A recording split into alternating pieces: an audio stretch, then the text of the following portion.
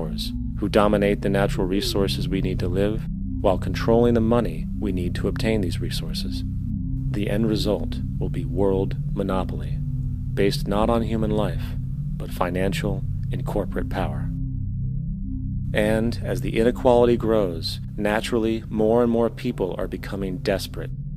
So the establishment was forced to come up with a new way to deal with anyone who challenges the system. So they gave birth to the terrorist.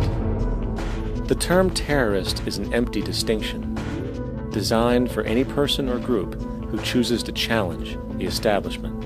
This isn't to be confused with the fictional al-Kaidě, which was actually the name of a computer database for the US-supported Mujahideen in the 1980s.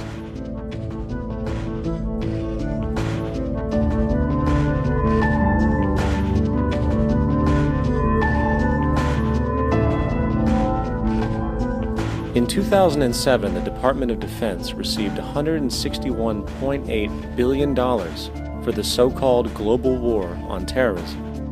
According to the National Counterterrorism Center, in 2004, roughly 2,000 people were killed internationally due to supposed terrorist acts.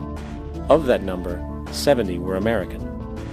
Using this number as a general average, which is extremely generous, it is interesting to note that twice as many people die from peanut allergies a year than from terrorist acts.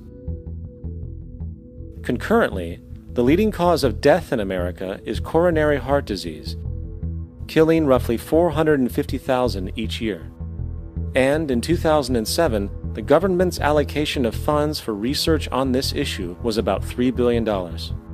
This means that the US government in 2007 spent 54 times the amount for preventing terrorism than it spent for preventing a disease which kills 6,600 times more people annually than terrorism does. Yet, as the name terrorism and al-Qaeda are arbitrarily stamped on every news report relating to any action taken against U.S. interests, the myth grows wider. In mid-2008, the U.S. Attorney General actually proposed that the U.S. Congress officially declare war against the fantasy. Not to mention, as of July 2008, there are now over 1 million people currently on the U.S. terrorist watch list. These so-called counterterrorism measures, of course, have nothing to do with social protection, and everything to do with preserving the establishment amongst the growing anti-American sentiment both domestically and internationally, which is legitimately founded on the greed-based corporate empire expansion that is exploiting the world. The true terrorists of our world do not meet at the docks at midnight or scream Allah Akbar before some violent action. The true terrorists of our world wear $5,000 suits and work in the highest positions of finance, government, and business. So,